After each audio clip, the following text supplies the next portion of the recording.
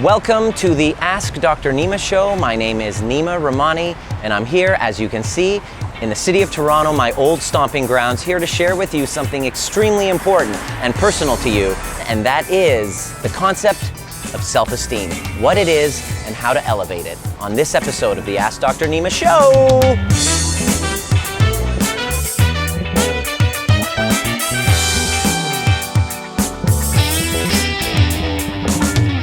Lauren asks, I'd consider myself a confident person, but for some reason I seem to have issues with being myself when in a relationship.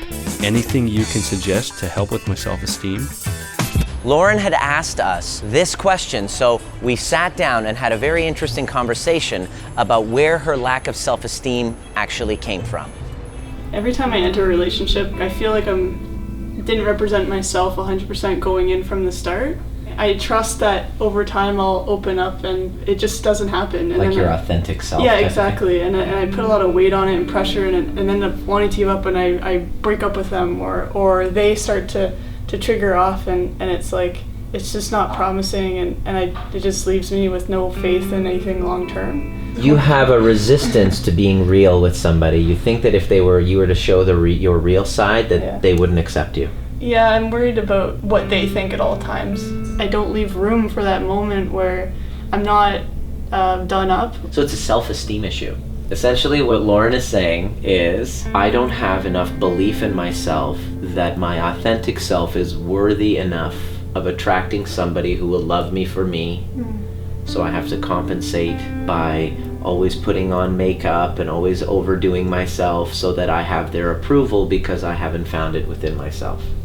When you observe children in their natural environment, you don't see a lack of self-esteem, do you? You laugh and chuckle when you see them expressing themselves, wearing what they want to, saying how they feel. We step back and we laugh and we slap our knees and say, oh my goodness, that's so cute.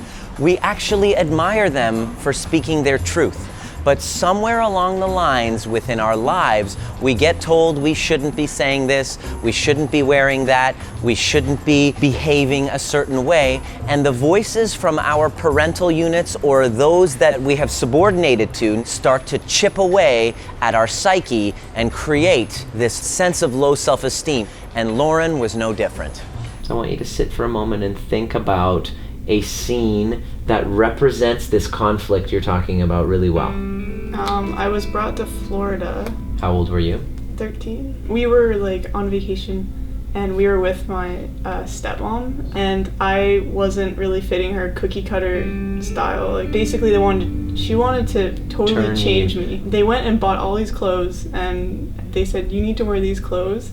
They just disregarded any choice I had. That had like so much weight on me too. Like there's a lot of factors, right? And you were already insecure. I was so insecure. They should have understood that you were already insecure and to been more understanding. Yeah, it was just one big thing on top of many other things. What I discovered by doing emotional work and doing work with stressed out folks was that we don't inherently have low self-esteem. Deep down inside, we have a set of priorities and values that we live according to, that we love to learn about, that we're inspired to pursue, that we would just be completely in a state of flow while we're doing it. Each one of us have it. And when we are in that flow-like state, there is no low self-esteem. But what happens is when we step out of that arena of our superpowers, that's when we start to hear the outside voices of criticism chipping away at our psyche, calling us not good enough, not worthy of love, and it's all a delusion. So just dance with me here. Yeah. Go back to that moment and bring up that feeling of betrayal and feel it in that chest again. Now simultaneously, Lauren, where did you feel a sense of loyalty? The brother of the stepmom, he was empathetic towards me because he knew how bad she could be. Good. Bring up that feeling in that moment because you knew that you had that person on your side as well, didn't you? Good. Now give me another negative emotion that came up. It was just kind of like a poking and prodding kind of pressured. Yeah, pressure, yeah. Did you feel pressured? Yeah, oh yeah. Good. Bring up the feeling of pressured in your body. Now Lauren, sit with it for a bit. It's okay. My whole family didn't understand why I went to Florida. They thought I was like a privileged like Bring up that individual. feeling. Good. Bring up that feeling of pressure. Where were you feeling a sense of freedom and lightness? It was through film, actually. My dad bought me a camera. He didn't realize how important it was to me. Sit with that one for a moment. Sit with that one for a moment.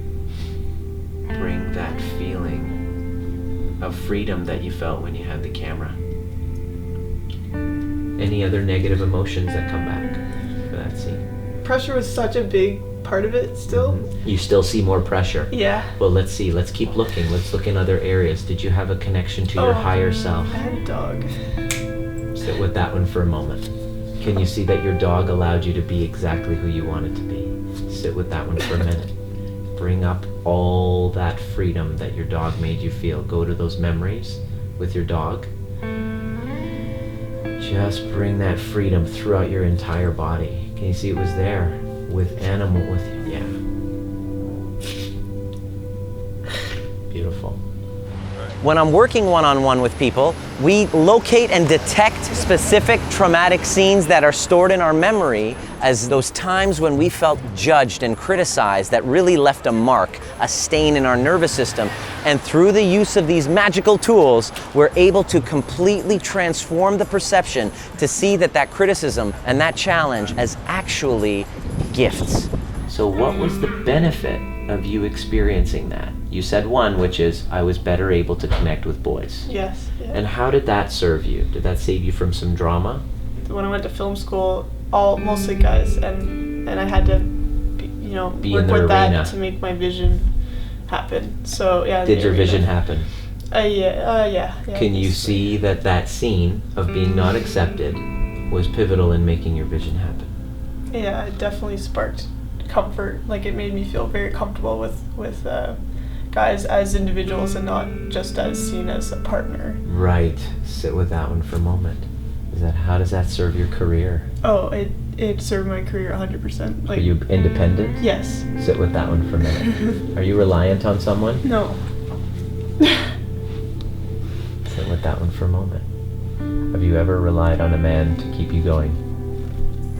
Another discovery that's made with Lauren and with yourself, if you really pay attention, is that you don't have low self-esteem in the areas where you are most creative, where you are in a flow-like state, where your highest values are. When we are participating in those types of activities, we're tapped into our higher selves. The ones who know exactly who they are and where their flow-like state is, they notice when they put themselves in that arena, the fruits of their self-esteem blossom. But when you take that same person and you put them into an arena that's not really feeding that higher self, that's when they start to wither. And we all have things that we are really good at and things that we suck at. The secret is, Gary Vaynerchuk says, to go all in and bet on your strengths. And when you do, your face changes, your body language changes. You start walking differently, and the tensions and compressions in your body start to fade away, and you start to heal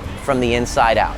You'll never get rid of low self-esteem. I'm relieved to hear that, because it would just be an indicator. It's a barometer. It's just feedback. Same with anxiety. Yeah. It goes away when you're being real and you're not resentful and holding on to resentment. And it shows up to let you know there's something you can work on. Luckily, there's a tool Yes. to do that. How do you feel? I feel really good. It's awesome. You did it really well. Thank you. Thank you. And look how beautiful you are and how beautiful you feel when you're just completely being real. Yeah. I feel good. I feel like me. Doesn't she look amazing? There's that pain that I had that I feel like I don't have it there right now. It's crazy. Yeah. We are in this together on a beautiful floating speck of stardust. See, we're hurtling through the universe at astronomical speeds, you and I, together. And we cannot stay. In other words, we're gonna die soon.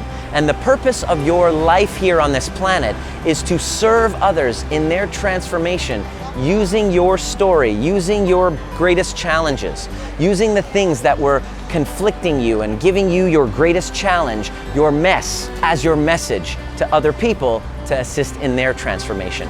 And you are here to make a splash on this planet and a dent in the universe. You can't do that if you're looking at other people and comparing your weaknesses to the strengths of other people. Step into your greatness, live according to your values, and serve from that place. And dance, not like no one's watching, but dance like you know there's a million people watching. And they're judging you. Some are criticizing you, some are supporting you, but you don't give